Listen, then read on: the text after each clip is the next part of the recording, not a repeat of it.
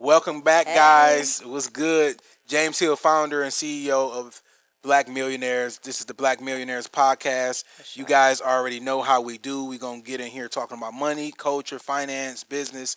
We're here to educate you and also entertain you. So, my wonderful co host. This is the chaplain of the culture, Yel M. Div, and I'm here to basically combat everything he says. Hey, listen, she probably really got that in her contract. Like, listen, whatever he say, no, I'm going against it. I mean, you need that No, balance, though, right? You can't be too over the top. right, That gives right. each other um, a good show. That gives you guys a good show, I and was it gonna allows say. us to flesh out our ideas. Because maybe I'm tripping. Oh, Maybe she tripping. She usually the one tripping though. So oh, I'm. I'm the one tripping. Okay. But let's talk about our girl, man. Tabitha Brown been tripping. So she went on the podcast with I think his name is Meek, not Meek Kevin. Kev on Stage. Okay. So Yeah. Kev on Stage has a Yeah. podcast. So he Mhm. interviewed Auntie Tabitha Brown, and she talked about some of the ebbs and flows of business. She talked about her Target partnership. That was a big conversation around her Yeah. telling people not to. Basically like, hey, I'm gonna go broke. Like I need y'all in Target or whatever. Yes. But she also talked about another business opportunity that she had that she lost a lot of money. She didn't really say the specific amounts, but you guys can get it. It's probably upwards in the hundreds and hundreds of thousands I think so. opening up a restaurant. So Tabitha Brown had to close her LA-based vegan restaurant in less than 1 year. Yes. She just went on record saying she lost a bunch of money.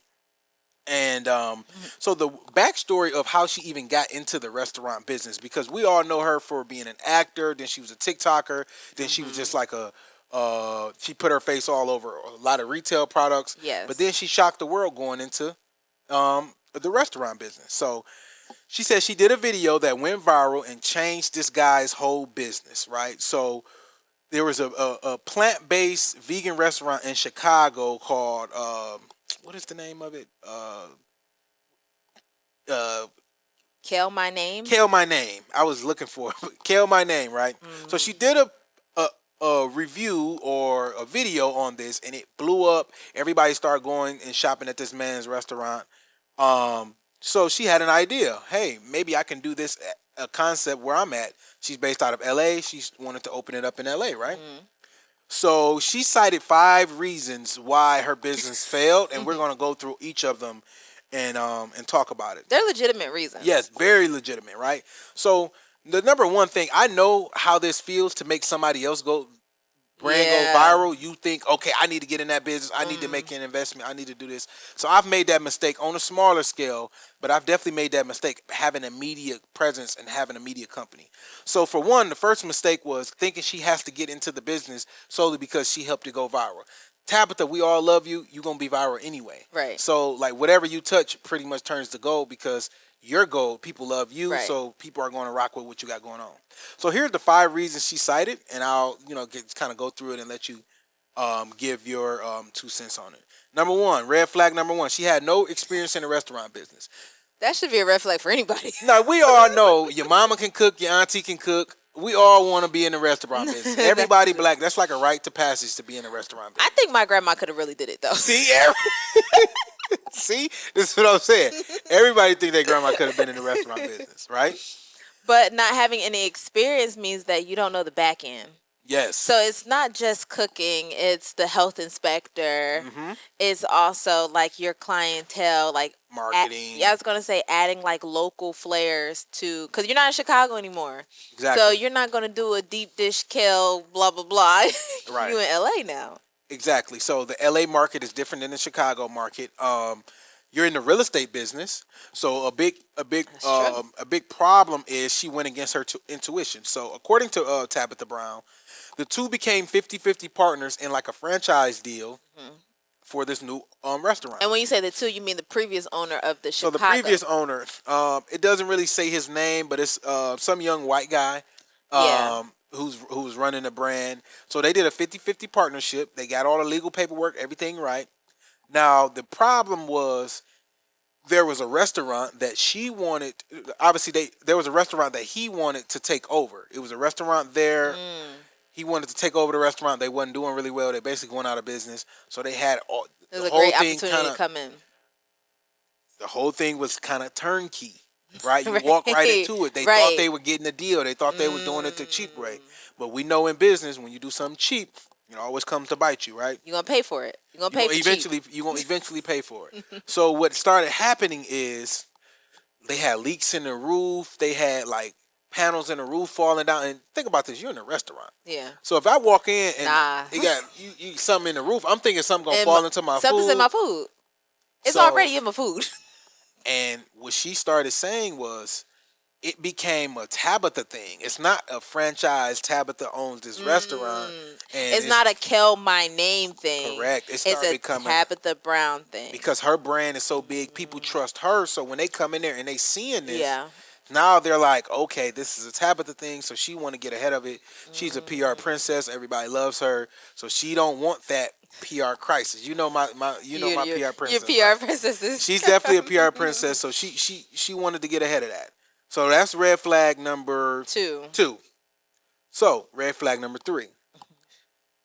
Tabitha shared on a podcast that instead of hiring qualified people for the job, she started hiring people that were similar to herself when she was trying to make it. So she was a broke actor trying to make it, delivering pizzas, doing Uber, just in a gig economy. So she started hiring those type of people, and everybody didn't have that work ethic. And we all can understand how that can play against you. I was gonna say because when I was in college, I used to work at a restaurant called Dallas BBQ. Shout out Dallas BBQs. If you ever been to New York, they're like really big for their Hennessy wings, honey wings, sticky wings, all of that.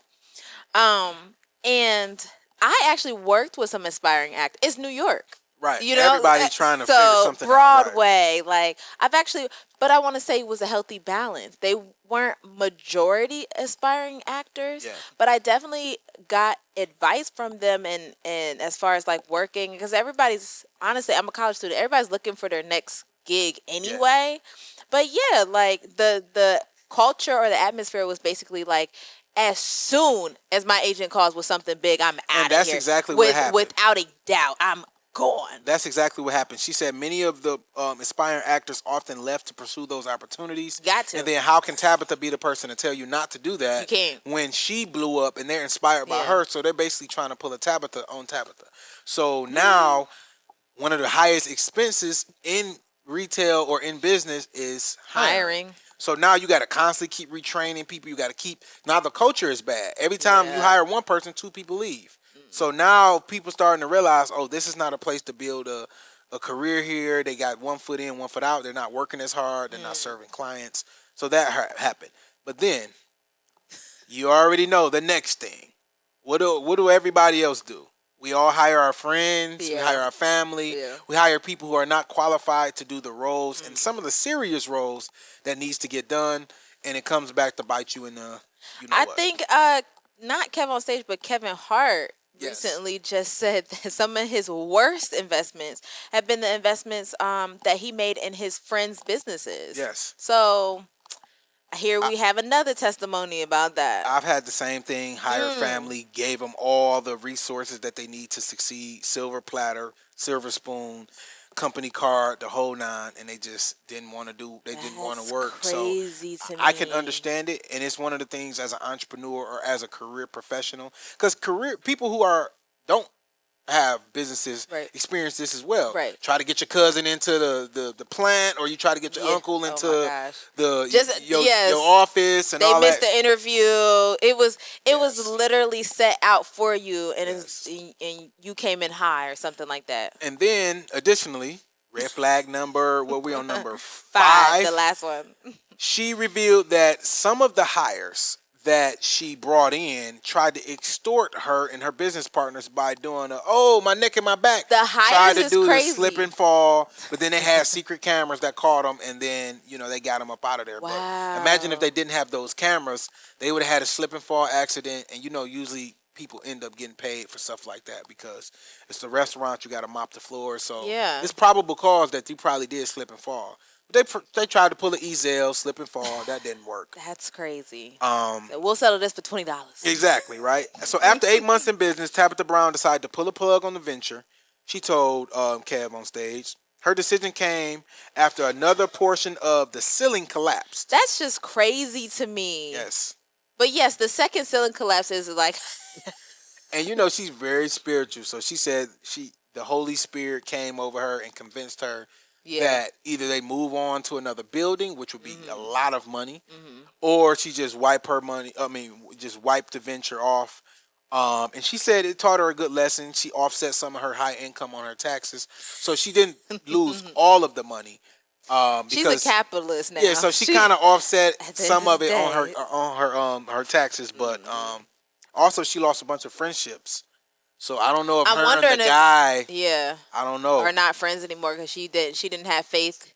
Like, you saying the Holy Spirit told you to pull out, but you're not having faith in the dream at the same time. So. But I think she said that the lesson was a good lesson. Don't jump into anything just because it feels good. And it probably did feel good to say, wow, I'm the owner of a restaurant. Yeah, think about we had the famous Slutty Vegan. She, Pinky Cole went viral, pop raised $25 million, and her restaurant empire I really crumbled. did like Slutty Vegan. Kevin Hart had Hart House. He had that in LA. Yes, he was in LA as well. He had Hart House. Wow, it was basically like a Shake Shack, a vegan Shake Shack. You know how Shake Shack is, the burgers, fries, shakes.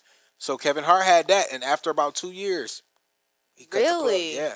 I wonder what's going on. It's because it's not as profitable, and then you got to think about it. Like when you go on Slutty Vegan, a burger and fry $25. It's like in this economy, I probably would pass, right? So yeah, that's a special you got to have a special a customer base in order to make that succeed. I was gonna say. And if Kevin Hart and Tabitha Brown couldn't do it, Pinky Cole couldn't do it with $25 million, it's a real tough business. And then the vegan market in general tanked. Beyond Meat, remember that brand? They went public, made billions of dollars, and now they like a penny stock. I was gonna say, I think a lot of vegan meat, because I don't eat meat, but I think a lot of vegan meat kind of went under because it came out that it's like you might as well eat meat. They got all these additives in the meat. Yes, exactly. And so I don't eat imitation anything. Like I'll do like a quinoa mushroom burger, whatever, but nothing trying to be something else. Yeah. Because it ends up being less healthy. I had some cauliflower chicken from this one spot, and it was actually really good the first time. Then the second time it was just like, okay, this tastes like vegan food. Then the third time it was just like, okay, this is. I'm really done with nasty. this cauliflower. So my thing is the whole vegan thing. It's a real wave. It's a lot of people out there are vegan. I don't eat beef or pork. I still eat chicken, so I'm not on the. I can't consider myself a vegan or whatever. But I just try to eat clean. And a lot of vegan options do give you that, but I think the problem is with the imitation, like you said, when y'all try to imitate the real stuff. It's like, well, I might as well go eat chicken if I'm going to eat all of this stuff, and it's not as healthy. But speaking of meat, falling off the bone, that Tendernism. Okay, so you might know him as Tenderism. I think his first name is Walt. Yes. So social media went crazy with this story because there's been so many people who want to go and meet Tenderism, Walt, and have that experience of their meat falling off the bone. And I really think they want to fall out too. Like the walking away. Everybody got an uncle or granddad or somebody who used to, barbecue, and it just reminds you of like your OG in the family. That's what I was gonna say. And but it recently came out that Walt doesn't have a stake in the company. Yes. So from my understanding is Walt was retired, and him and the owner, I don't know the owner's name, but he's a white dude. Yeah. They had a coffee shop. The white dude had a coffee shop. Walt retired. He came in kind of as a consultant. Right. And they shut the coffee shop down, and they said they wanted to do a restaurant, a smoke shop.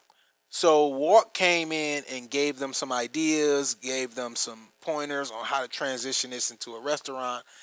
And the white dude, I don't know his name. We really need to find his name out. If you can find that out, because I don't want to just label him as the white dude. But the owner, I'm gonna say the owner of the Smokehouse, essentially started transitioning and became an expert at the barbecue or the Smokehouse. Yes. And it was a big event that happened. That Walt put on. That, yes, and it was Walt's idea. Walt, yep. And that is when they started to implement more barbecue items on their menu. So he's a key component of like transforming whatever they had to what they have now. From my understanding, Walt was the one instrumental in the barbecue transition. Mm-hmm. He's the one that made and picked up the traffic before the social media. Yes. And then he was the one that made the viral videos that made it go global of him having the meat falling off the bone, walking away, doing the whole it's kind of like the Holy Ghost of like, you know how like people, black folks, you go to a black church and they like having a Holy Ghost? It is. That was of food. His version of the food. And, you know, that was very attractive to the community. They blew it up, but then they started having circulations and videos of saying Walt don't have ownership. So what happened is it seemed like from the video that we watched, it seemed like, and his name is Nick, the owner of the restaurant. It seems Shout out like, to Nick. Right. It seems like people started looking at this brand and associating Walt Tenderism with the brand. So when they would come into the restaurant, they would say, "Hey, I want to speak to the owner. I want to meet the owner." And then Walt. Nick comes out and they like, no. Where's the guy that like falls off the bone and like runs away? I want to meet him. And he's not the owner. He's just was a consultant, advisor. And so the video that I saw that you showed me actually was of Nick saying that they had a following even before they went viral. But the following was due to the barbecue event that Walt strategized and put on. So they were saying that you know, they hear everybody and then they ended up buying Walt Tenderism a car. Yeah. A Mercedes Benz. They bought him a Benz. And he's an older black guy. Like, he's an older dude. And I guess my gripe with the situation is I don't know if he's married. I don't know if he has kids. I don't know his family structure and family situation. But I would love to see a structure to where he get compensated for his stuff right now, because he's older, ain't no telling how long he got. He might not never benefit off of this viral sensation. But I also would love to see some type of setup to where even in the passing, because Nick is a lot younger than him. Yeah. Even in his passing, his family can inherit and have some type of ownership in that smokehouse. In the smokehouse, yes. That's the issue. Is you build up this brand and then he can start franchising it. He could take this global. Here's and the then thing. Walt don't really benefit right. from He could this. take it global. I didn't even think about that. Yeah, because they have a huge following. They're all over social media. And my thing is, even Nick Nick didn't try to downplay his contributions. It seemed like he was being very honest about what Walt and the instrumental role that Walt played. Yeah. However, it does very much feel like they had an informal relationship. Yes. And he was kind of the help. And what I don't like is there's always this caricature of the help. It's always an older black person. Yes. It could be an older black woman or it could be an older black man. It be older white people or older other races. It just don't come off as the help because of the connotation of America and how you get what I'm saying? No, I think it comes off the way they want it to come off. But I've seen situations where it's like an older Hispanic lady. It comes off as the help. That comes off as the help too. But I've seen this situation. It's an older white lady. It's an older white man. I've seen that a lot. Older white people? Yes, older white people that just like that be around. That see, here's the problem though. There is never like an older white person or an older person that's not black that's at a black owned spot.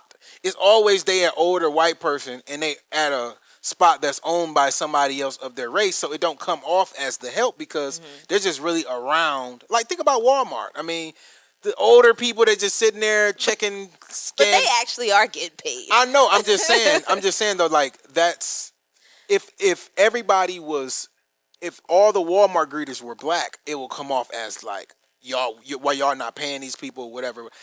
It's just the fact that it's a lot of times that these other establishments other than black-owned establishments. Yeah. We can't get our older black people to come work for us. Hell, I need somebody to come around here and help us shoot some content. You can't get them to come help your business, but they seem to always hang around and help other people's business. That's why it comes off as the help. So I agree. I definitely think the component of who actually owns the establishment is a part of it. Yeah. But I also think the informal relationship is the other part, and the informality it also correlates to how much you get paid, of course, for what you do. So I've been around where it's the older black guy. He'll come around, he'll clean the cars, and he'll clean the spot and stuff like that. Yeah. And you kind of just like throw him some coins, because the only reason y'all have this informal relationship is because if you actually went out to contract someone, it would be probably a lot more. Yeah, because like even like where I grew up in the hood in Detroit, like it used to be like older black dudes,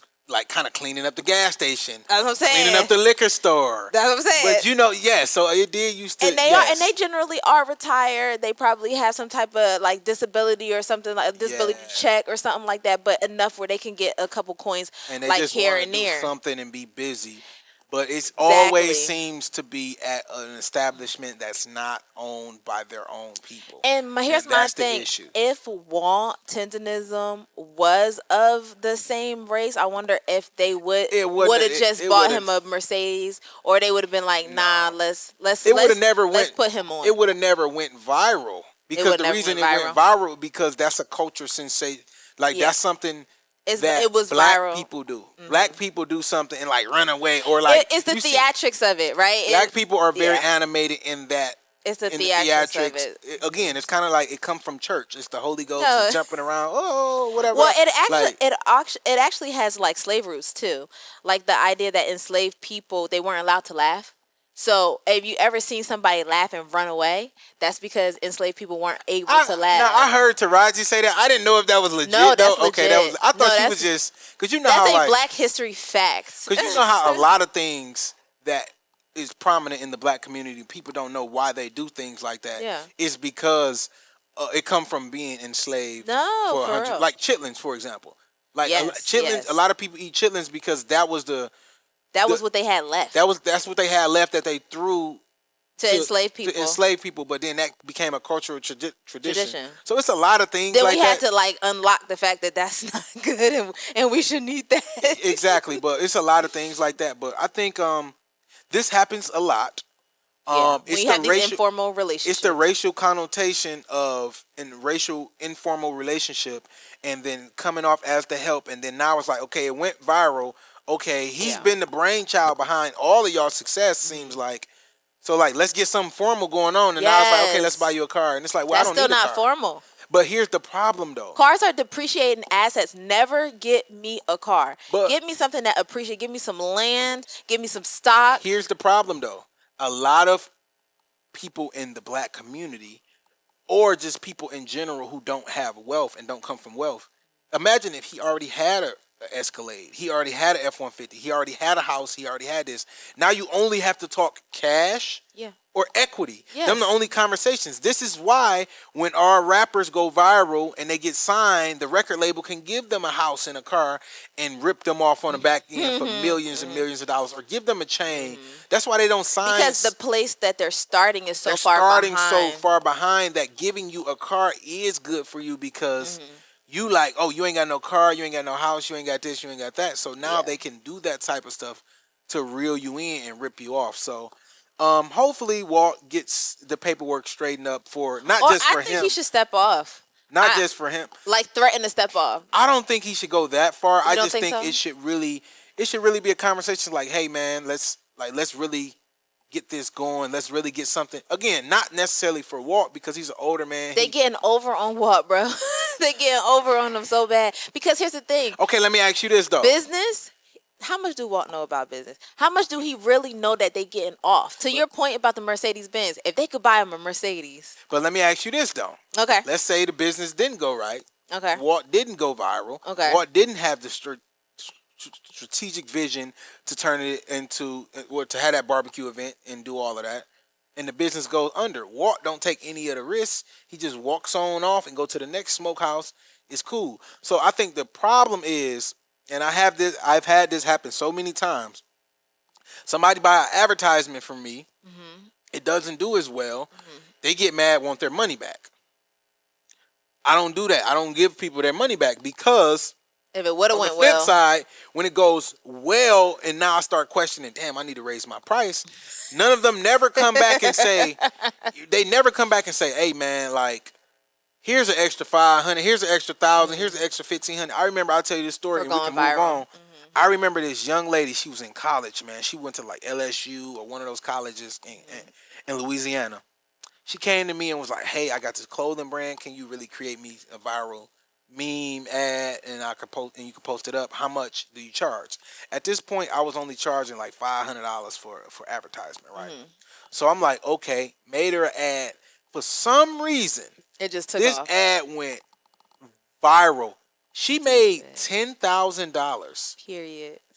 Sis made $10,000, and when she came back and told me, she was like, "Thank you for like changing, like I was really about to be homeless in college. Like, I was able to pay my rent and my tuition and do this, and I'm just like, damn, like, all right. I'm like, all right, let's run it back again. Let's do this, because now we're like, okay, this is where I make my money by the long-term relationship. She was like, nah, that's cool, and I'm just like, hold on, so you don't want to do, like, you don't want to keep going? Right. She's like, no, I'm good. Like, she hit her lick and got on, and it's like, well, I can't be mad at her because she hit her lick and got on, and I just got to know, okay, I got to negotiate up front, get my money up front, so if it go viral or not. But that's the thing about advertising. It's never going to be enough to make you whole. Never. If I advertise for somebody, and even if they pay me $1 million, but then they go off and make $1 billion. Right. It's never going to make me whole. Only thing that's going to make me whole is I get a piece of equity. And a lot of times, if you're not in that position to negotiate that, you're not able to take that risk. You want to get paid up front. Like LeBron, for example, Beats by Dre, he was able to take the risk. And when they sold, he made probably $70-80 million. Most people need the money up front. Yeah. So like Magic Johnson, he got offered Nike stock. He like, fuck that stock. I want my money. Nike stock would have been worth $7 billion. So he basically missed out on $7 billion. So in Walt's situation, it's kind of hard because it's like... Because he's the advertiser at this point. He's the advertising. He's the marketer. So if it don't go well, he don't take any of the risk. They go bankrupt. They get wiped out. They lose their homes. Walt, he just go home. Now it went viral. Now everybody like, where Walt 50%? It's kind of like, I mean, now they are forced to do the right thing, and you know, in business, most people don't do the right thing. I was gonna say, yeah, make him whole, bro. Most people don't do the right thing. Walt. Just like our girl Candy. Oh goodness, right? We was rooting for them too. So Candy, yeah, you know, they was like the power couple online, and now everybody is looking to see if she's gonna do the right thing. Hold on. Here we go. I really want your perspective on this because every time we have a conversation about somebody divorced, like the Cardi B situation, Offset won't have, or when it's the flip side, when a woman is less of status and less of net worth, most people say she deserved half. She was there supporting the business, helping them out. No, she had his big-headed behind kids. Right, and she had his kids, all of that. So now Candy Burrs and her husband Todd Tucker. So they are entrepreneurs, they're business people, they're media personalities. And after 11 years, they just announced on Instagram and through People Magazine that they're getting the divorce. Now, there was a viral clip that came up of kind of some tension in their relationship. I don't know how long ago this clip was, but it was probably like 3-4 years ago. Todd Tucker was basically advocating that if he believes a man that supports his woman and help build a business, he should walk away with half if they was to get divorced. Candy was vehemently like, no, I don't believe that. So it was some disagreements there, which is something they should have had a conversation up front. I was going to say, because this is into the marriage. Why are we talking about that into the marriage? Correct. But I didn't know, and you told me about this, about how Candy mom treated Todd. So you can talk about that. Well, here's the thing. When we met Candy Burris, right? She already was a singer-songwriter. She already had multiple businesses. Okay. And she was already very successful. She was probably one of the most successful, if not the most successful person on Real Housewives of Atlanta without a man. let's put in perspective. Clear, yes. Yes, let's put it in perspective. And her mom, I can't remember her name right now, but Candy's mother was like very outraged about the idea of Candy getting married to Todd because Candy is so incredibly established. Yes. And so she felt like here Todd is wanting to like come ride on your coattails. Mm-hmm. And I don't know if you guys know, but like Candy kind of really wanted to restart, have kids. She got 2 kids with him and things like that. And so her first child did not look like her first relationship. Her first relationship, her first BD didn't necessarily look like happily ever after. Like I think the man hid his marriage from her. She ended up still having a kid, and it was real messy. So I really think Candy's mother wanted a real redo for Candy. A real Cinderella moment. Yes, a real, you like my baby better. Yes, because you came out of that and you became this boss business lady, and you want Todd who? You stumbled on his last name? No, okay, let me ask you this. Todd, before all of this, what was he doing? Who was he? Was he just some random? So he would pitch himself as he's a businessman too. Okay. I mean, that's very subjective. That's what I was going to say. I'm like, my father was a businessman. I mean, but all businesses are not successful. Yeah. And so you can be a businessman, but see, Candy is a successful business person. Yes, you know what I mean? She's very successful. She's writing songs for artists. She has like royalties for other. She has hit songs. Like, and then she also has her like her sex toy line. That was doing very well too. It says Burrs, 49, and her producer husband Tucker, 52, met while filming the fourth season of The Real Housewives of Atlanta in 2011 and announced their engagement in 2013. They tied the knot the following year in April. So he was already a producer? Was he a producer? I guess I'm a little confused on that, but I know they do got businesses together that they own. And so I don't think he wasn't like. I don't think he was broke. You know what I'm saying? I don't think he was broke. He just didn't have as much money as Candy. So here's the problem. Didn't have as much money as let's Candy. have this conversation. Okay. Black women. Mm-hmm. Here we go. We starting off. The black woman is more successful.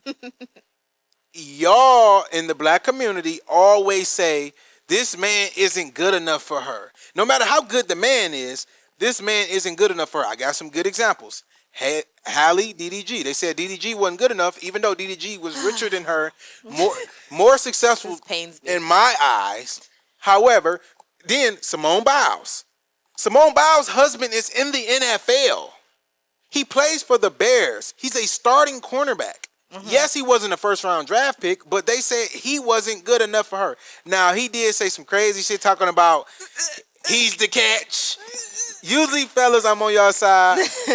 But that was embarrassing. Simone Biles, that's not embarrassing. That was very embarrassing. I was embarrassed for her. I think y'all were embarrassed. She wasn't because she knows she got a good man. And that's the thing about it. Black women take on the identities of these relationships through these celebrities and start taking shit personal when that happened to them. So I remember I did a post on this. I was like, okay. Simone Biles' husband is 5'11", 6 feet, whatever. He's a decent looking dude. He's rich. He's in the NFL. He got his degrees. He college educated. On any spectrum, in any conversation, he would be the catch. The catch and a great guy. Yeah. But because he ran into the Olympian, the greatest of all time to ever touch and flip on a mat, now all of a sudden he's a downgrade. And I'm like, okay, who do y'all want Simone Biles to marry? With? Y'all want her to marry Michael Phelps? No. Y'all want her to marry a billionaire? Y'all want her to marry Jay-Z? Like y'all expectations are too high. I don't think anyone had a problem with him until he started talking so much cash, like she wasn't Simone Biles. That was the problem. The idea. Well, that was my issue. He said he said he didn't know who she was, and I'm like, okay, that's cap. She's never going to find a sports phenomenon that she's literally a once in a lifetime. Like everybody gets a once in a lifetime all-star. Yeah. She's literally that for this generation. She is our once in a lifetime all-star. So absolutely not. She's not going to find that. She is it. That's it. Right, but again, back to my point. when it's the flip side, when a black man is that guy, now all of a sudden he should marry his high school sweetheart. He should marry that regular ass girl, just like y'all try to make it seem like Ty and all that. Like he's just a regular dude. Okay, well the black man should marry that regular dude, and he's good enough to. But when a black man go marry up, and he go get something that we perceive as old, she's not a part of the community. She's not this. Now everybody has an issue. But again, well, do they marry up? It's a double-edged sword. I don't think black men marry up, though. I'm saying it's a double-edged sword. Okay. The double-edged sword is, well, they marry up compared to what they would be marrying. That's the part. I'm not talking about the person got more money than them. Yeah. But when they married an ugly white girl who dad's a billionaire, and everybody like, you could have got somebody better than that, but you got the ugly white girl because her dad got money. He's essentially marrying up, not in the status not in the looks category, but everything else he's marrying. If you're marrying a Hilton or you're marrying a Kardashian, exactly. Like, that's what I'm saying. That's a power play. But all I'm saying is black men don't have we don't get the license to go out and have a preference for who we marry. We're always criticized for that. But when black women they make $10, they make six figures, they get a good job and a degree, now all of a sudden they can't marry a plumber. They can't marry an electrician. They can't marry a producer or the manager at Wendy's. They can't do that. Y'all always look down on the guy. Do you think that there isn't a reason for that? I think the reason for that is y'all are trained and every day y'all are told you are independent. You need to be strong. You need to be this. And when y'all make money, y'all think about, oh, this is my money.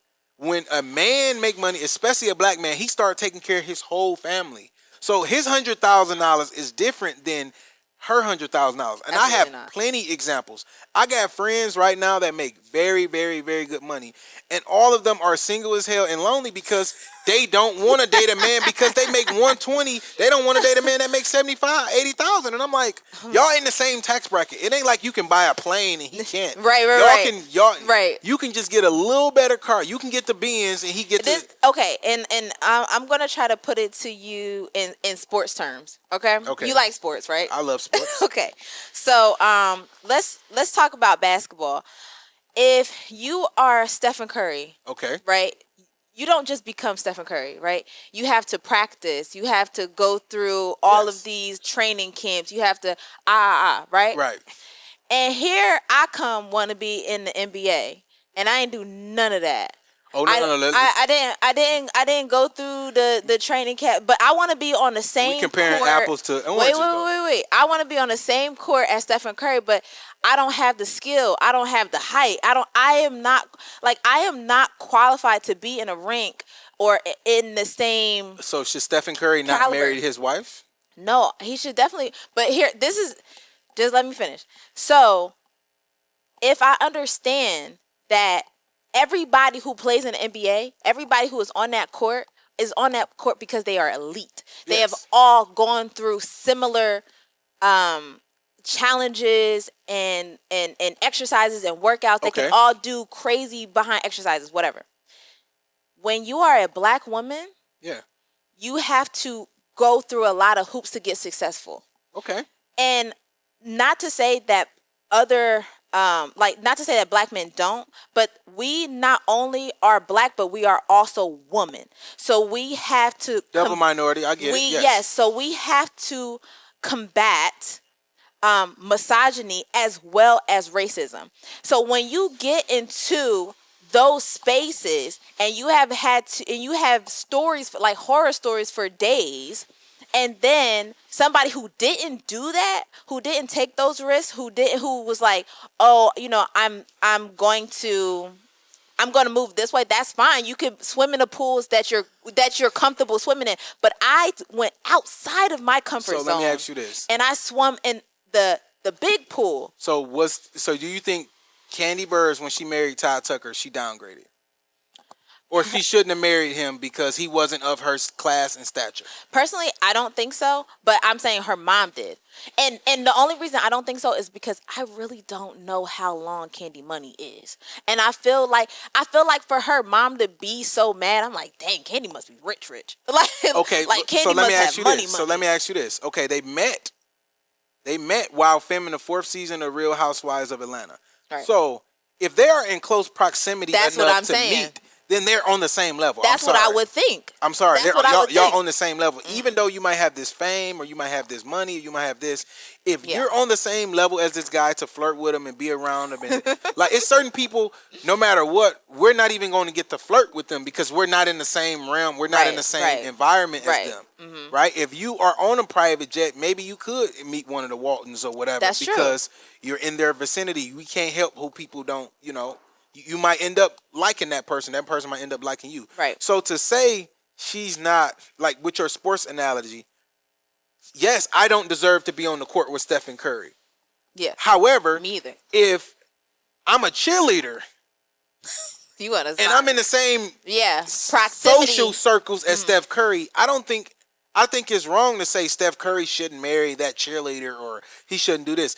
They were in my opinion, they were close enough to get married, to get engaged, to mess around. Okay. So now I'm just saying, people put this notion on black men that we're in it for the bag. He trying to take her to the cleaners. He trying to do this. When the reality is, it's a lot more black men that are successful than it is the Candy Barrises of the world because of the reasons you said, double minority. Yes, so that's true. It's not that many Candy Barrises in the world. So a lot of women in her position end up old with nobody and sitting like Vivica A. Fox. She said, my biggest regret was I didn't have kids. I didn't take stuff serious because I was hot shit back then. I ain't hot shit no more. Don't nobody want me. So that's what I'm saying. I think black women, when they get a little money, a little success, a lot of times they allow the social pressure for them to not meet that right guy. Because think about it, like Issa Rae. She got married. Do we know who Issa Rae married? No, she just popped up married. But she did marry somebody, to your point, regular, who she knew from acting school back in the day. That's what I'm saying. So like they were friends. So she should, because she's Issa Rae, and from your perspective, she should have married Kevin Durant. She should have married one of these big top dudes, but she married somebody that made her happy, and it's like, and I think that's fine.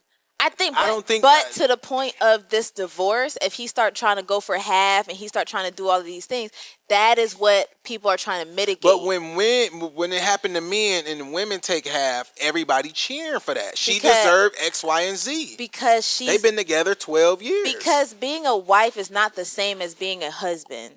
Is the idea that I had to take care of these kids, that I had to support you because you make more and all of these things, and you the big. How we know he ain't take on that kind of role because he wasn't hot shit. If he was more of the more nurturer, caring, if he did we don't all know of that. those things, then they got businesses together. Then too. he do deserve half. I will say that they co-own the old lady gang together. That business failed. Okay. They have produced Broadway and theatrical productions together. That's going well. Jointly, they work on the revival of the piano lesson. They collaborated on plenty television and media projects such as reality TV series Candy and the Gang, which both featured Candy and Ty and their restaurant businesses. So if he asks for half, obviously he's going to get half of the marital assets and half of what they made together. That's the law. Not what she came in with, right? Yeah, but that's the law. I don't think, why is it controversial? Just because she was the face of it, just because she was the one that probably put up the startup capital, she was the one built it up. That's what I'm saying. But it happens to men every single day. Famous men, regular men, broke men. It happens to them every day, and don't nobody come to their defense. Don't nobody say nothing. That's because they cheated. Cheat. But when men cheat, they're the victim. When women cheat, women cheat too. Why do people act like women don't cheat? That you don't see people getting divorced because she cheated. You just don't see it. Why do you can't make that up? Because men are embarrassed. Women, y'all love to tell y'all got cheated on. If a man gets cheated on, he's not going to go online and say that. Oh my goodness. He's not going to go online and say that. Men are embarrassed. When somebody fuck your girl or when somebody fuck your wife, You don't want to go online and say that. Why would you? No, men just take it to the chin, move on, or some people stay with the girl or whatever. I don't know. I was about to say. I've got cheated on before, leave. and I left. I was about to say, I was men gone. leave. But again, women, y'all take that as a badge of honor. When y'all get cheated on, I wouldn't go that far. Yes, that's going far. Yes, no. It's so many women that have built their whole brand off being dogged out by their exes, and then they turned that into a business and was championed and became this whole. You talking about Reese Tisa? I mean, that's a great example. Reese Tisa, Super Scent. The reason she blew up is because her ex was dogging her out, and she was going online telling her stories about that, and she blew up. Oh wow. We don't have no stories of a man. I don't think it's a badge of honor, though. I think it's one of those situations where women are, when you're left with nothing but your story, that's what you end up using. All right, and men be left with their story, and we don't use that shit because we don't wear it as a badge of honor. If somebody cheat on us, we move on. When we get dogged out and get did dirty, we move on. But that's a feminine trait to go around and air your dirty laundry out, and we all know this. That's what women do. Men don't do that. So you're saying that women cheat too? I'm not. Yes, Gabrielle Union. I'm not. Gabrielle Union said because she was paying all the bills, she was getting hit on the side, and she felt comfortable doing that because she was the breadwinner in the relationship. She said this on a live podcast. This was on national TV. These clips are here. Please. These clips are here. Why do we act like if a man is having sex, a woman is not having sex? They are having sex at the same time. You know who she's not cheating on? Dwayne Wade. She probably is. You never know. That's my point. I'm not saying women don't cheat. I'm saying that women cheat probably more than I don't think women cheat in marriages, and if they do, it's very interesting because women file most of the divorces, and so they got most of the leverage. Now I'm gonna question if your wife is cheating on you, why aren't you filing for divorce? Because he don't have leverage. If you understand, if I got $100 million and my wife start fucking all my friends, the judge don't care. The judge is still going to give her half. That's why men get cheated on and they stay because they like, well, it's cheaper to keep her. Where's that? Where did that come from? It's cheaper to keep her. It's cheaper to just stay with her and fuck my secretary than blow up my whole operation and she walk away with half of my money. Women have the leverage in marriage. I'm not saying those marriages don't happen. I'm saying that women have the you are leverage in advocating for a very small % of marriages. That did not happen in Candy Can we agree that women have most of the leverage in marriages and relationships to leave? They're incentivized more to leave. They're incentivized to leave? Yes, financially, yes. They get child support, they get alimony, and they get half of the assets. I wouldn't call it an incentive to leave. Why is that not an incentive? If you could leave your husband and get $100 million, that's a huge incentive. Because women don't look at divorce as advantageous. They look at it as a failure. I failed. Like, you know. If he tested, I don't know if they got a prenup or not, but if he tests this prenup and drag it out in court and do all of this, a lot of people are going to say he's lame, that's whack, why you doing this to this black queen, all of this other shit. People are going to say that. But if it was the other way around and the woman is testing, people are going to advocate out in the street and say she deserves half. She's supposed to get this. Let me give you an example.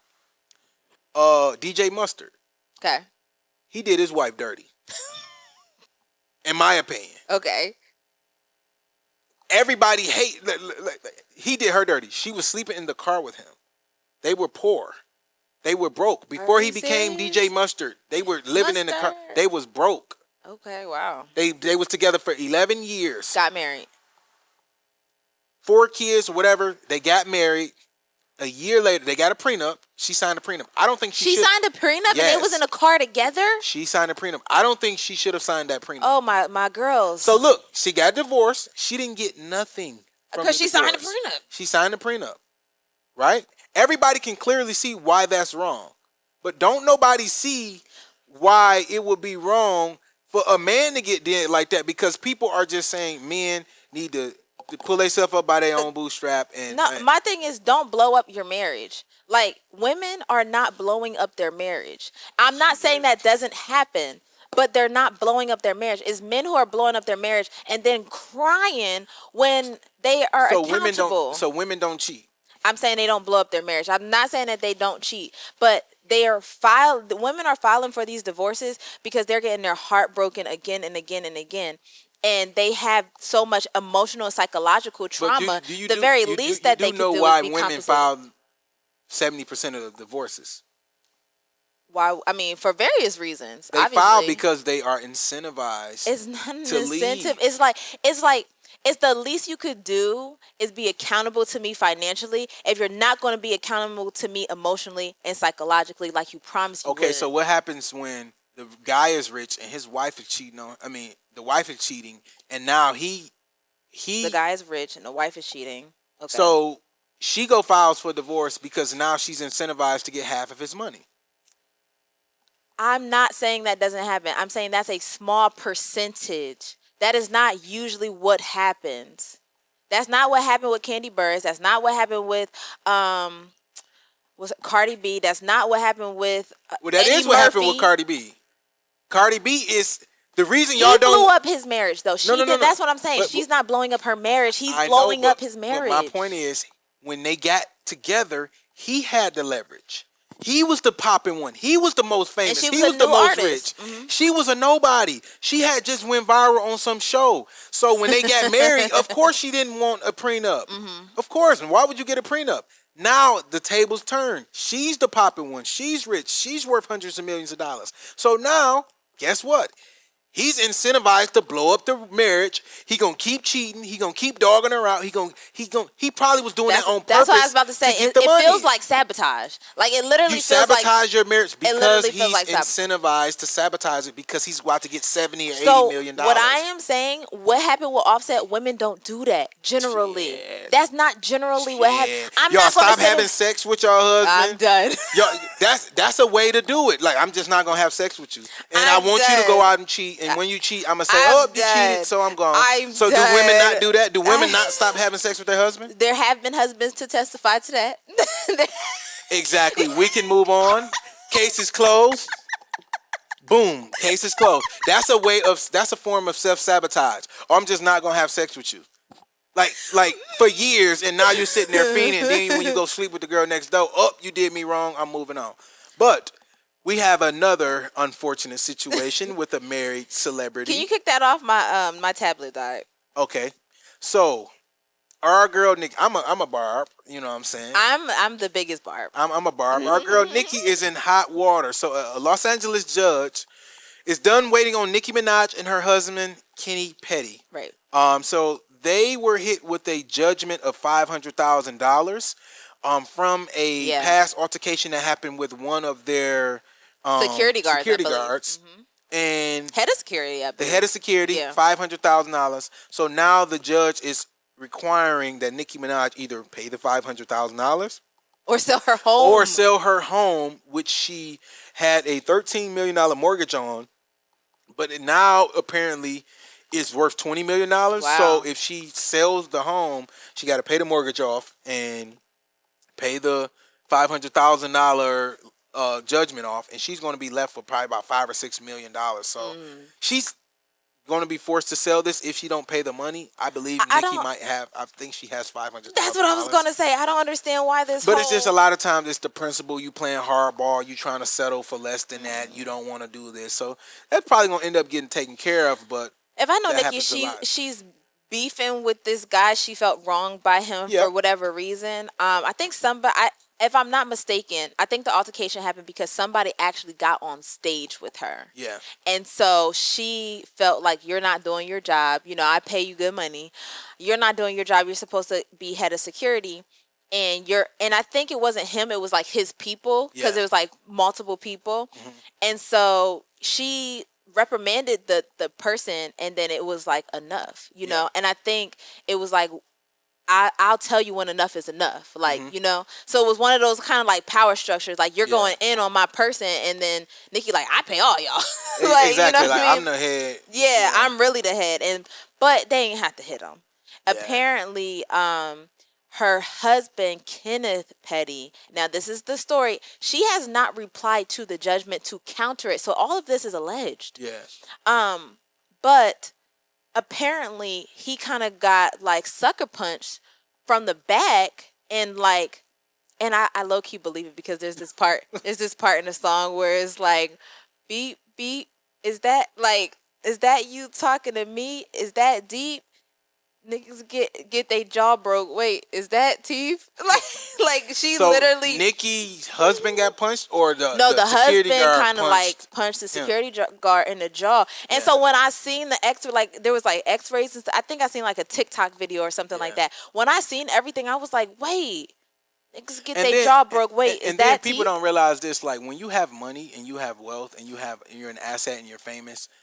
Any type of altercation that happens around you, they're gonna come for you. You're the big dog. You're the money. So like you gotta kind of know these type of situations, and the best thing to do is just kind of have people distant and away from you, because somebody slip and fall in your restaurant, like we were just talking about, or somebody get punched, somebody get slapped, anything can happen. They're gonna come to you, and they're gonna, because these lawyers need a problem. And they want to sue Nicki Minaj. They want to sue Rock Nation. Yeah, because they're going to get the money. These big companies who have money, because some of the companies might just go and settle and just say, all right, here's $100,000, move on, get away from it. And the lawyers get 33% or 40% of that. So the lawyer just really made $40,000-$50,000 by sending an email, writing up a draft. Right. Like so these people are making millions and millions Everything of dollars. Everything is a billable hour. Targeting these celebrities. So it probably was one of those situations, but again, Nicki Minaj, that name, everybody wants to sue Nicki Minaj. Everybody wants to attack her. I think this was not a smart play by not answering the judgment. Yeah, it's never a smart play. Because now you don't have a side. Like everything that has come out has been all their side of the story. And here's the problem: it probably was going to cost Nicki Minaj a couple $100,000 to fight it, because now she got to pay lawyers, and her lawyer's not cheap either. So this is why a lot of celebrities just be ignoring stuff, and then they just eventually pay it, because it's going to cost them so much to fight it. Because they don't have their business and their structure and everything set up right. But hopefully Nicki take care of that, or you could just go on tour and, you know what I'm saying, have a tour, and she was promoting the album and all that. So, you know, she's about to be back outside. So, I mean, she get more than $500,000 a show. I was going to say she definitely has $500,000 liquid. She just don't want to give it to that man because they got into some type of beef. Yeah. It's not that serious. Now, this is pretty good. Shout out to Pennsylvania Governor Josh Shapiro. He signed the Crown Act into law in the state of Pennsylvania, banning hair discrimination. So the Crown Act got famous or got rejuvenated over the last years because a young black man in Texas was forced to cut his hair off, or he got kicked out of like one of his schools. I believe it might have been a Catholic school. And it went all the way to the Supreme Court? It went all the way to the Supreme Court, and the Supreme Court overruled it, basically saying like, yeah, there's the Crown Act federally, but then state and locally, or like certain policies, basically like I think it was a private entities. I was gonna say have their own or a charter. Policies. You know how charter schools and private schools Correct. are like they similar? have their own policies. So a lot of governors around the U.S. has been looking into this, and then Josh Shapiro he signed it into law in Pennsylvania. So the Crown Act, which stands for Creating a Respectable Open World for Natural Hair, aims to tackle discrimination against hairstyles such as braids, locks, twists, which predominantly affect black people, specifically black women, because, you know, they go in these corporate settings and women touching their hair and doing all of this. So that's good. Shout out to Josh Shapiro. I think he's gearing up to run for president in 2028. You think so? Yes, of course. He was the one. He was supposed to get picked by Kamala Harris to be the VP. But he wasn't running, yeah. Kamala Harris said she didn't pick him because he had bigger ambitions. What's bigger than VP? President. So she picked Tim Walz, who was willing to submit to the role of VP. And That's actually really good because Pennsylvania turned red in this federal election. Yes. He could swing it blue. Yeah, I think he will be able to flip it back blue if he runs, but he haven't really announced it yet. But a lot of people have been speculating about that. That Josh Shapiro is going to make a. Yeah. What about Newsom? Newsom might make. Newsom is definitely going to make it. I don't think he's going to win though. I think he's going to lose to JD Vance if he tried to make a run. I think Josh Shapiro will beat JD Vance. I think anybody can beat JD Vance. I don't think JD Vance. That would be the worst play for the Republican Party for their like nominee for the presidential to like after everybody JD Vance. I think JD Vance can beat. No. I think he can beat Gavin Newsom. I don't think he can beat Josh Shapiro because Josh Shapiro is a lot better JD Vance than is going to have the same problem that Kamala Harris did. Was that you are going to continue the same regime as the president because you're a VP. I honestly don't think he is though because he was anti-Trump to begin with. So I think he has his own mind. I think he'll be able to come in and say, yeah, like for example, Trump attacking DEI. I don't think JD Vance would attack DEI that hard to where Target can't do DEI. Or now I think he is going to attack a lot of the trans rights and all of that stuff because they went, they be going too far, protect the kids, whatever. But I don't think like going at Black and Latino and Asian like infinity groups is going to be like the key to what he's trying to do. The reason why I would say that he would have that same problem is because he needs the MAGA base, but he also needs the broader conservatives. So he would have to be so careful. I think some independents or some centrist Democrats would vote for JD Vance. I don't think so. And I don't think any conservative or independents would vote for Newsom. That's just my opinion. I can definitely be wrong. You're right. They'd vote for Shapiro. They'll vote for Shapiro before they vote for Newsom. Yeah. Like I don't have nobody else I can think of on the Republican side that would be equivalent to a Josh Shapiro. Somebody who's kind of well liked by both sides a little bit. He's not too Rubio. I don't think he's well liked. I don't think he's as known. I mean, no, he's very known. He's known. Yeah, he's very. I'm wrong on he's that very one. known, but I think that he's also he's a bootlicker. Like all of them are bootlickers, and I think it's been shown. Like Rubio has flip-flopped so much. JD have flip-flopped so much. You need a strong president. I don't think that people want flip-floppers as their president on either side. You know what I'm saying? I want a strong president. I think this is going to be, we're going to really see once the midterms are over and we see who run for Senate, we see who run for things like that.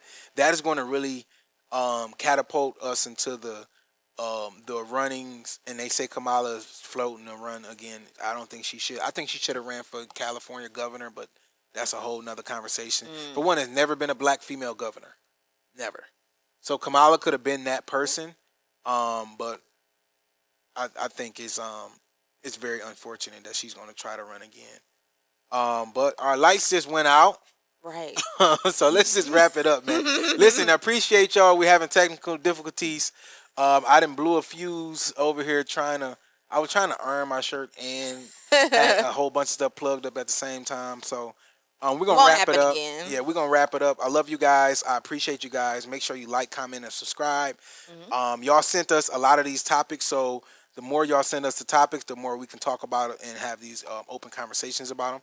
And also, this is the Chaplain of the Culture. You know, I'm here to expand ideas and grind your gears, especially his. And we'll see you next time. All right, make sure you guys follow the podcast on YouTube at Black Millionaires. Follow us on Instagram at Black Millionaires _ and we'll show. Chaplain of the Culture everywhere on YouTube, on Instagram, on TikTok. All right, peace. Bye.